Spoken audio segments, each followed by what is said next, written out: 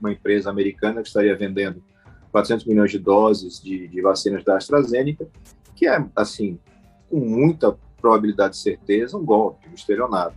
Só que o estelionatário encontrou um corrupto e esse corrupto pediu propina em cima da venda que faria para o estelionatário. Quer dizer, é uma coisa... Descreve bem o método desse governo.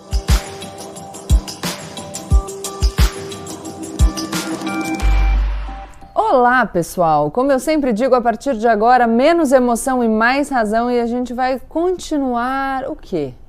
A nossa série de entrevistas. Não estou falando de GPS político, dessa vez estou falando dessa minissérie de entrevistas que eu estou fazendo sobre a CPI da pandemia. A gente já conversou com o senador Randolfo Rodrigues e dessa vez eu aproveitei também a gravação do GPS para conversar com um senador que tem chamado bastante atenção nessa CPI, que é o senador Alessandro Vieira. Seja bem-vindo, senador. Obrigado, Gabriela. Estou aqui à sua disposição. Muito obrigada, agradeço muito a presença do senhor. No GPS eu trato os senadores por você, que a gente fica mais íntimo, mas nas entrevistas agora eu volto para o senhor. O senhor tem chamado muita atenção nessa CPI da pandemia. Eu aqui no canal falo o tempo todo como é importante que a gente tenha observância de algum critério técnico na condução dos trabalhos, porque a CPI está lá para fazer uma investigação e levar elementos para que o Ministério Público possa promover as devidas responsabilizações. E aí, minha primeira pergunta para o senhor é: existe um paralelo entre o Alessandro Vieira, delegado da Polícia Civil por 17 anos, e o Alessandro Vieira, senador, que sabe ali como conduzir os trabalhos e entende o que é coletar elementos numa investigação? Sim, a experiência ajuda muito, a experiência e o preparo técnico, né? A CPI é uma parte do trabalho do parlamentar. O parlamentar está ali para legislar e para fiscalizar. E para fiscalizar, a ferramenta mais forte que você tem é uma CPI. Foi por isso que a gente brigou tanto para ter essa CPI de pé, teve que ir ao Supremo para que ela estivesse instalada. E ajuda, sim, ajuda a fazer as inquirições e ajuda também na produção dos documentos que uma CPI tem que ter ao final. Aliás, falando dos documentos, eu vou citar aqui uma fala sua no Twitter. O senhor postou sobre a importância de ter foco na análise de dados. E aí o senhor, nesse tweet, diz o seguinte: que a CPI, claro, tem um impacto midiático, um impacto político, mas que é preciso que se mantenha o foco nessas questões técnicas. Eu falo muito sobre isso aqui no canal, que às vezes aquilo que lacra nas redes sociais não é aquilo que vai funcionar para garantir a responsabilização, por exemplo, na esfera criminal. Explico para o pessoal que está assistindo, mas no direito penal a gente precisa de uma adequação muito direitinho entre aquilo que acontece no mundo real e o que está previsto na norma abstratamente. Eu falo que é aquela brincadeira de criança, né, que tem que encaixar direitinho no buraco. O senhor acha que falta, às vezes que existe uma perda desse foco e que esse cuidado com uma assistência técnica poderia ser melhor elaborado para a elaboração de perguntas na CPI? Como que o senhor enxerga isso? O que acontece é que a maior parte dos parlamentares não tem formação, seja na área de direito, muito menos na área de investigação, e nem sempre as equipes que são escolhidas são as equipes mais adequadas. Então, a CPI levou um primeiro momento de maior dificuldade. Hoje eu posso dizer que a equipe técnica que está apoiando, ela é muito qualificada, mas ainda é muito pequena, e isso impacta diretamente na atuação do parlamentar. E, além disso, você tem um desafio de convencer o parlamentar que não é hora de fazer o discurso, né? Um político comum, ele vê o microfone, audiência nacional, 15 minutos, ele vai falar os 15 minutos, vai pedir mais 5 para concluir, e não vai fazer pergunta nenhuma. A gente ainda vê isso acontecendo um pouco. É um prejuízo para a investigação. Um interrogatório feito por 20 pessoas, por 30 pessoas, não é um bom interrogatório, mas é o que a gente tem democraticamente para fazer. E eu tenho que fazer o registro. A maior parte dos colegas vem se esforçando para melhorar. A gente vê isso claramente, que a turma está tentando preparar mais o material. Quando eu falo da análise de dados, a gente já aprovou uma série de quebras, uma série de requisições de documentos. Foi através da análise de dados que a gente pôde provar que o governo negligenciou toda a negociação com a Pfizer e, ao mesmo tempo, acelerou uma Covaxin da vida. Isso tudo é documento. A fala fica muito legal para as redes sociais, para a sua campanha política, mas o que vai resolver são documentos e provas que a gente está juntando e que serão suficientes para um bom relatório. Às vezes, usar, então, aqueles 15 minutos para fazer o discurso no microfone pode prejudicar o resultado da investigação, que acho que é o que o público está esperando dessa CPI, né? Porque se você deixa de fazer pergunta, chega no final, alguns políticos podem ter a sua visibilidade aumentada, mas os elementos ali vão faltar, é isso? Exatamente. O ideal é que você consiga aproveitar o depoimento para extrair alguma informação que você não tem ainda, né? Você ficar só rebatendo as mesmas coisas, fazendo frases longas para, enfim, aproveitamento posterior, para a investigação não funciona. Mas, assim, a gente tem que entender que é um cenário político, uma comissão parlamentar de inquérito, não é uma delegacia. Então, a gente tem que estar nesse equilíbrio, e acho que meu papel ajuda um pouco a puxar para esse lado mais técnico, mais metódico de uma investigação, e deixar a turma da política, enfim, ocupando o espaço que acha que deve ocupar. Então, eu vou aproveitar o senhor aqui para a gente falar dessa questão mais técnica. O que está acontecendo nessa CPI? Já dizendo para as pessoas que a gente está gravando essa entrevista na sexta-feira, dia 2 de julho, porque ela vai ao ar alguns dias depois disso, mas a gente viu, então, a negligência na resposta aos e-mails da Pfizer, toda a investigação sobre a promoção de um remédio que não funciona para o coronavírus, as ações contrariando as orientações dos profissionais de saúde em relação ao isolamento, mas aí apareceu a Covaxin e depois apareceu ontem ainda uma outra história envolvendo uma outra vacina, esse $1 em cima de cada dose. O senhor consegue contar para a gente, assim, em termos gerais, é claro, sem especificidades, mas em que pé que a gente está agora?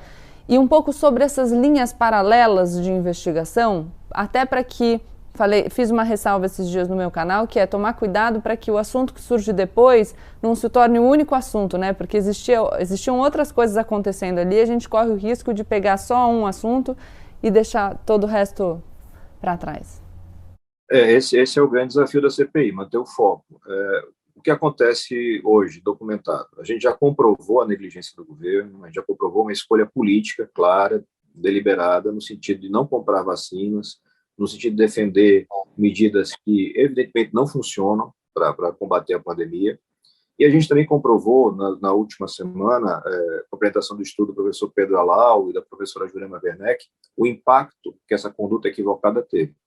Se o Brasil tivesse se portado da mesma forma que os outros países, ou seja, se a gente tivesse a mortalidade na média mundial, a gente teria 375 mil mortos a menos. É uma coisa absurda. É uma coisa assim de um tamanho, enfim, difícil de descrever em palavras. Isso já está provado. O que está discutindo agora é a motivação para isso.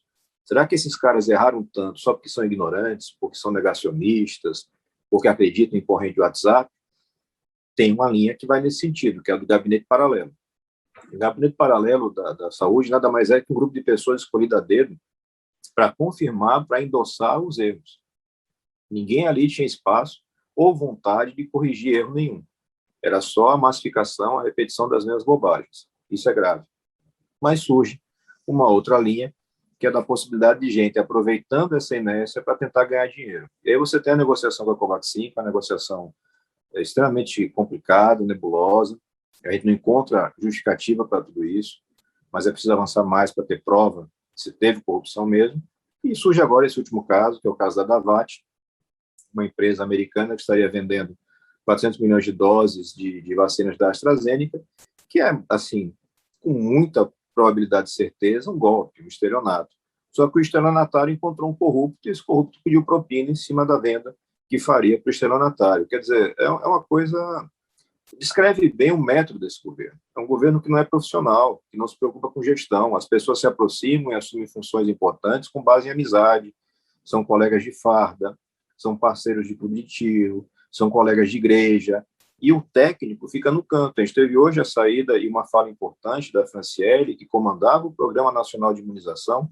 E quando você está na pandemia, talvez a coisa mais importante é o Programa Nacional de Imunização, e ela diz com todas as letras: eu saí porque não tive condições de trabalhar.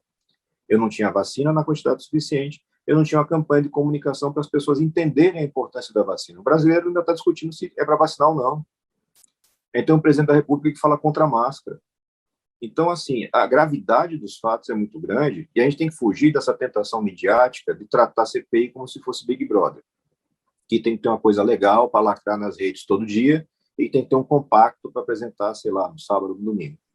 Não dá para ser assim.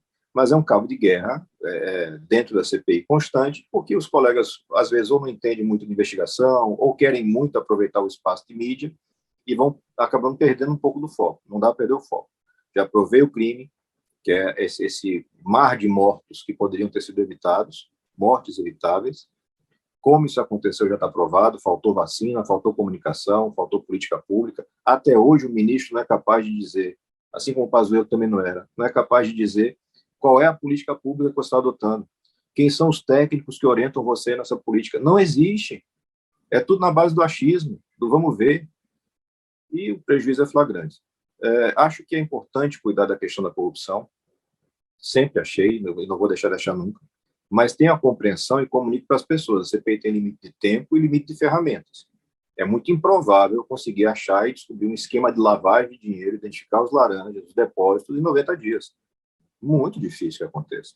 Mas eu vou ter os indícios fortíssimos e vou forçar o Ministério Público a trabalhar, porque tem também esse problema no Brasil. Tem um PGR que se porta como se fosse assessor do presidente, como se fosse um candidato à vaga no Supremo, e que hoje instalou um inquérito para apurar a prevaricação do presidente da República só porque foi determinado pelo Supremo Tribunal Federal. Quer dizer, a gente está vivendo um desastre completo, não temos o melhor material humano do mundo para poder fazer essa investigação e essa análise política, mas vamos fazer, porque o momento exige. E a gente vai tentando conduzir isso da forma que a gente pode ajudar. Quais são os resultados que o senhor vê para essa comissão parlamentar de inquérito, senador? E se o senhor puder mencionar alguns tipos penais para o pessoal se situar, por favor. A gente teve o cuidado, foi um requerimento meu, de aprovar a criação de uma comissão de juristas, comandada pelo professor Miguel Reale, para poder justamente fazer o enquadramento com o melhor embasamento possível e um pouco isento dessa contaminação política, que evidentemente existe na CPI. Eu não vejo a palavra que ficou na moda, que é o genocídio, eu não vejo cometimento de genocídio, mas é o crime contra a saúde pública, o crime de epidemia, é muito provável, você tem prevaricação, você tem, talvez, a questão criminosa ligada à corrupção ali presente, e uma série de crimes de responsabilidade também muito claros. Ao final do processo, a gente vai ter um relatório com provas, com fatos e com enquadramentos bastante graves. Mas eu lembro sempre, a CPI não prende ninguém, a CPI não condena ninguém e nem faz impeachment. Quem faz isso são outros órgãos. O que a CPI faz é dar energia política para essa apuração. Então, ninguém jamais ia ter acesso à inércia na negociação da Pfizer se não existisse CPI. Ninguém ia saber disso. Ninguém ia saber que tem um gabinete paralelo que orienta loucuras para o presidente da República, e o presidente não respeita minimamente a orientação dos técnicos que estão no Ministério. A gente não ia saber da negociação da Covaxin, e não ia ter apuração sobre prevaricação e tramitação hoje na PGR. Então, a CPI já fez muita coisa, falta muito, mas não é uma solução mágica. Vai ser, como quase tudo que a gente faz na vida, parcial, precário, mas vai avançar bastante nessa luta democrática. Acho muito importante a sua fala, senador, porque eu percebo no meu público, às vezes, as pessoas com essa expectativa de que a CPI magicamente vai resolver todos os problemas. É como o senhor falou. Então, a CPI reúne ali alguns elementos. A gente acabou de ter notícia de um super pedido de impeachment, mas isso tem que ser avaliado pelo presidente da Câmara dos Deputados. E ainda que o presidente decida por dar andamento a esse pedido, ele precisa ter os votos necessários para prosseguir para julgamento no Senado. A mesma coisa acontece com a eventual responsabilização do presidente da República pela prática de crime. Isso precisa chegar na PGR, a PGR precisa dar andamento. Então, é importante para que as pessoas, o público, entenda o que é trabalho dos senadores nessa CPI, o que depois deixa de ser trabalho dos senadores na CPI, porque senão corre-se o risco da gente começar a cobrar, né, dos senadores algo que não é de responsabilidade dos senadores. Vou fazer mais 2 perguntas só.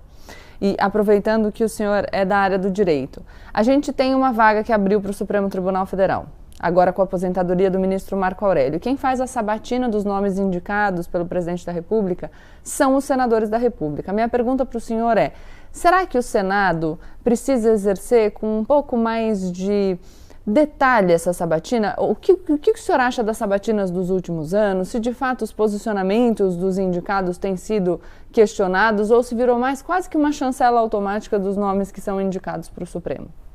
A sabatina, infelizmente, ao longo do tempo, se transformou num ato meramente formal. Na sabatina do indicado dessa legislatura, que foi o Cássio Marques, eu acredito que eu tenha sido um dos poucos, o senador Oriovice do Paraná, questionado de uma forma mais dura, o histórico dele, o relacionamento dele pessoal, umbilical com políticos envolvidos com crimes, e é uma consequência do formato, né? Eu coloco para ser apreciado o nome e eu tenho um grupo significativo de senadores que respondem a processo. e que tem natural interesse em manter bom relacionamento. Então, quando eu faço a crítica do jeito que eu faço ao Augusto Aras, Procurador-Geral da República, eu só posso fazer porque eu sei que eu não tenho rabo preso. Porque se eu tivesse rabo preso, eu já tinha tido problemas imensos, né? E alguns colegas, ou uma boa parte dos colegas, não pode fazer isso. Então, isso acaba contaminando todo o processo. O que ajuda muito? Se a imprensa e se as pessoas começam a acompanhar isso mais de perto e a cobrar. Porque mesmo o pior político que você possa imaginar, a cada 4 anos, ele precisa ir na urna, ser validado novamente. E essa fiscalização incomoda. Essa fiscalização obriga o cara a trabalhar mais sério. E a gente precisa de mais seriedade. Não dá para, enfim, suportar tanto tempo de impunidade, de desqualificação, e como a gente não conseguiu avançar e votar as PECs para mudar o formato, estabelecer mandato, por exemplo, como é na maior parte da Europa, para não ter um cara eleito como o Cássio foi, e ele falar num julgamento, olha, eu vou ficar aqui 26 anos, não adianta reclamar. Isso está totalmente fora do que se imagina da democracia funcional. A gente tem que mudar muito, mas não me parece que seja um caminho muito fácil, porque a mão de obra para fazer isso não é a mais favorável.